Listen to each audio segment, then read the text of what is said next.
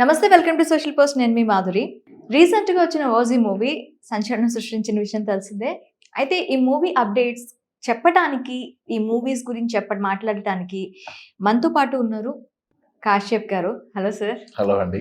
కాశ్యప్ గారు, OG movie అసలు దీంట్లోకి ఎలా, అంటే ఒక మోటివేషనల్ స్పీకర్ నుంచి ఒక యాక్టర్గా జర్నీ ఎలా స్టార్ట్ అయింది? ఇట్స్ క్వైట్ సర్ప్రైజ్ అండి. నాకు అసలు సినిమాలు నేను ఎప్పుడు చెయ్యాలి అని ఎప్పుడు అనుకోలేదు. సుజిత్ గారు నా వీడియోలు బాగా చూస్తుంటారు. డైరెక్టర్ సుజిత్ గారు ఓకే. ఇన్స్టాలోను యూట్యూబ్లోను నన్ను ఫాలో అవుతుంటారు. ఆయన ఆ వీడియోలు చూసి వాళ్ళ టీంకి చెప్పారు, కాశ్యప్ని అడగండి చేస్తారేమో. ఇది నెగిటివ్ రోల్ కదా. యాక్చువల్లీ ఒక మోటివేషనల్ స్పీకర్ పాజిటివ్ వేలో కనిపిస్తారు, అంటే ఓజీలో కనిపిస్తారని తెలుసు, ఒక పాజిటివ్ వేలో కనిపిస్తారని కూడా కంప్లీట్ నెగిటివ్ షేడ్ ఎలా యాక్సెప్ట్ చేశారు? అంటే చాలా మంది డైరెక్టర్లు ఏమంటున్నారంటే, కశ్యప్ నువ్వు సైకాలజీ గురించి బాగా మాట్లాడుతావు, బాగానే ఉంది, బట్ చూడటానికి మంచి సైకోలాగా ఉందావు ఓకే అనేది వాళ్ళ అభిప్రాయం. ఓకే. సో సైకో పాజిటివ్లీ మా క్లారిటీ కోసం ఒక సైకోనా లేకపోతే సైకాలజిస్ట్నా? సో నెగిటివ్ అయితే బాగా నా ఏమో అదిగా నా లుక్స్ అంటారా ఏమంటారు నాకు తెలియదు. ఆయన గారు ఏమన్నారంటే నెగిటివ్ రోల్ బాగుంటుంది, చేస్తే బాగుంటుంది.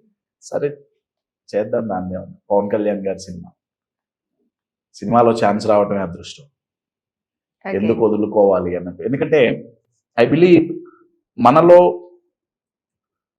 ఒక స్కిల్, ఒక టాలెంట్ ఏదైనా ఉంటే దాన్ని అలా వదిలేసుకోకూడదండి.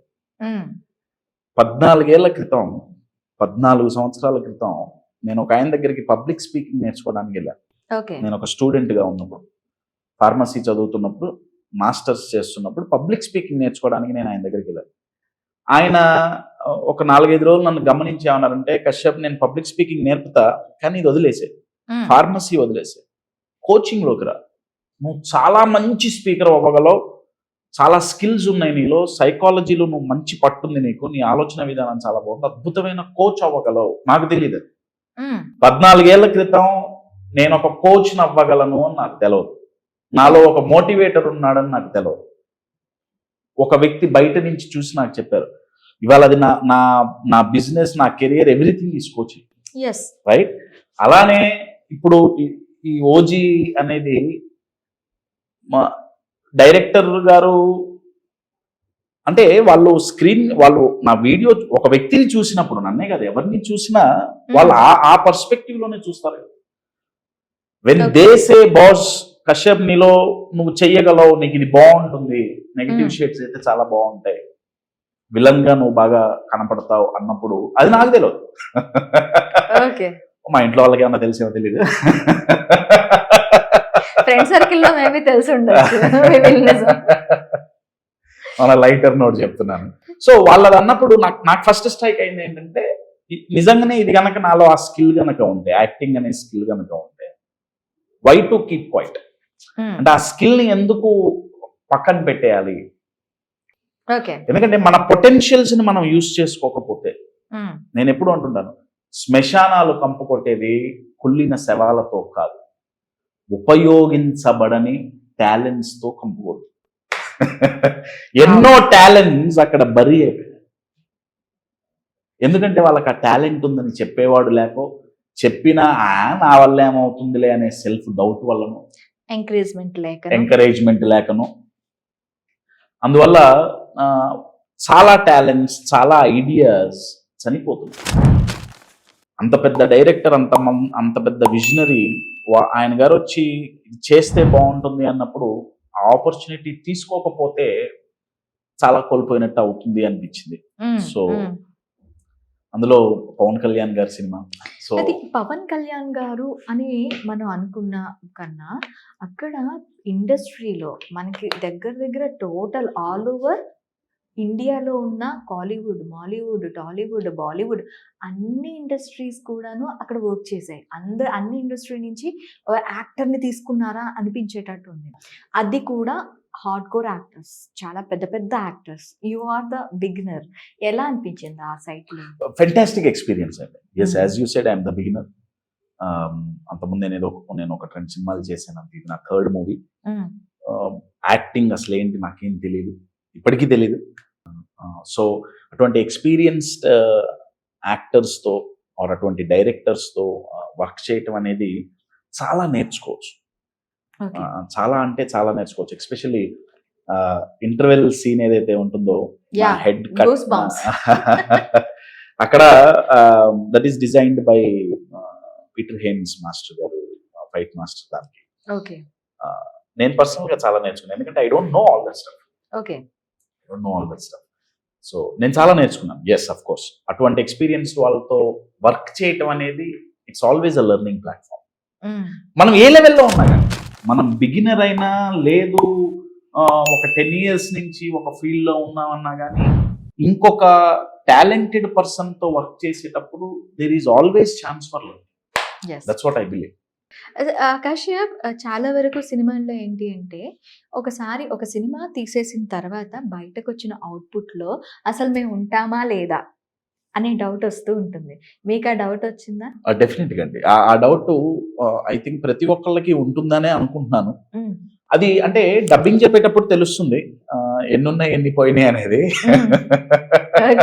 డబ్బింగ్ పెట్టిన తర్వాత కూడా చాలా వరకు డబ్బింగ్ చెప్పిన సీన్స్ కూడా కట్ అయిపోయే సందర్భాలు. నాకైతే అవి అంటే నేను చేసిందే 1-2 కదా, నాకైతే అవేమి ఎప్పుడు ఎక్స్పీరియన్స్ అవ్వలేదు. ఓకే, బట్ యా మేము చేసినవంతా ఉందండి, దాంట్లో అంతగా కట్ అయినవి అయితే ఏం లేదు. ఎస్, అంటే డబ్బింగ్ వరకు అన్నారు, మొత్తం టోటల్ సినిమా అంతట్లో కూడా మీ పార్ట్, ఇంటర్వ్యూ పార్ట్ లో తీసుకున్నట్లయితే మాక్సిమం ఒక 20 minutes మీ ప్రెజెన్స్ అయితే కనిపిస్తుంది. సో అందుకనే సార్ ఐడెంటిటీ చేసాం. సో మీకు మీరు చేసిన ఏవైనా సీన్స్ కట్ అయిపోయాయి అనిపించాయి? ఉంటాయండి, అవి కామన్ కదా, 1-2 అవ్వకుండా ఎలా ఉంటాయి. ఎందుకంటే అన్కట్ సీన్స్ ఏవైనా, అంటే మీరు ఇప్పుడు మూవీ రిలీజ్ అయిపోయిందండి, అన్ని అయిపోయాయి కాబట్టి అన్కట్ సీన్స్ ఏమైనా ఉన్నాయా? ఉంటాయి, ఎందుకుంటావు, డెఫినెట్ గా ఉంటాయి. 1-2 నా దగ్గరే ఉండవుగా. లేదు, మీరు చెప్పండి ఏదైనా ఒక సీన్ కి సంబంధించి ఇక్కడ ఇది రావాల్సింది అని. అది నేను చెప్పలేను. నాకు ఆ ఫ్రీడమ్ లేదు, ఎందుకంటే ఏమో అది నెక్స్ట్ ఎక్కడ ఎట్లా ఏంటి అని తెలియదు కాబట్టి. Okay, OG next better I don't speak. నాకు తెలియదు నెక్స్ట్ దాంట్లో నేను ఉండలేను, కానీ అది ఎలా ఉంటుందో తెలియదు కాబట్టి మాట్లాడకపోవడం మంచిది. ప్రకాష్ రాజ్ గారితో మీకు 2 డైలాగ్ సీన్స్ ఉన్నట్టు. ప్రకాష్ రాజ్ గారితో కూడా డైలాగ్ కింగ్,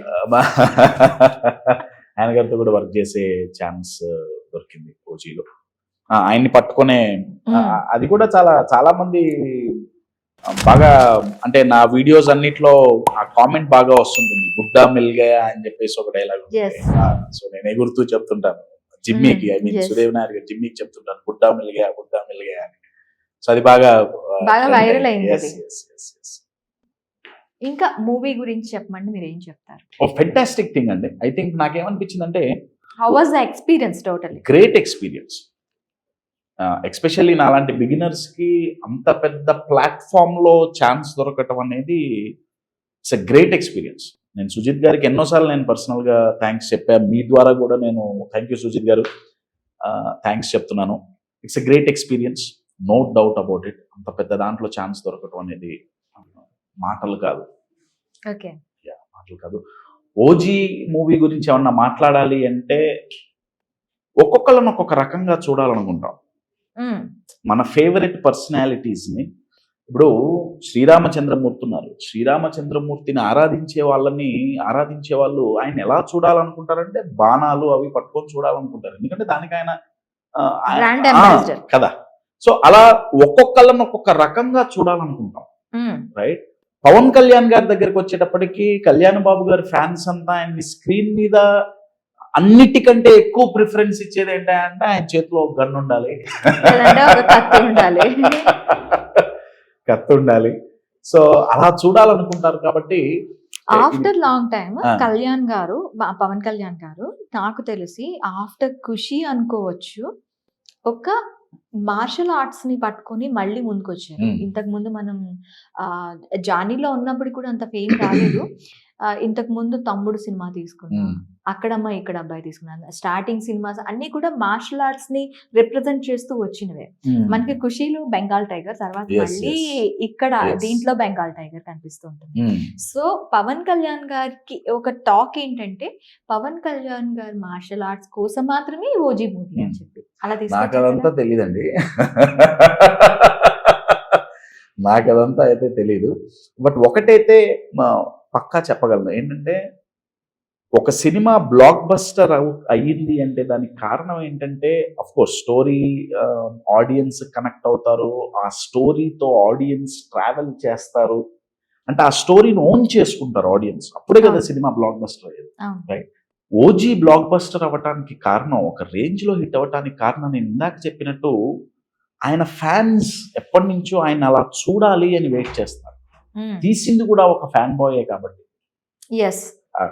అది నాకు బాగా అనిపించింది. ఆయన గారు అలా బాగా చూపించగలిగారు, బాగా చిత్రీకరించారు సుజిత్ గారు, పవన్ కళ్యాణ్ గారిని అలా చూపించగలగటం అనేది అది చాలా చాలా బాగా చేశారు, నో డౌట్ అబౌట్ ఇట్.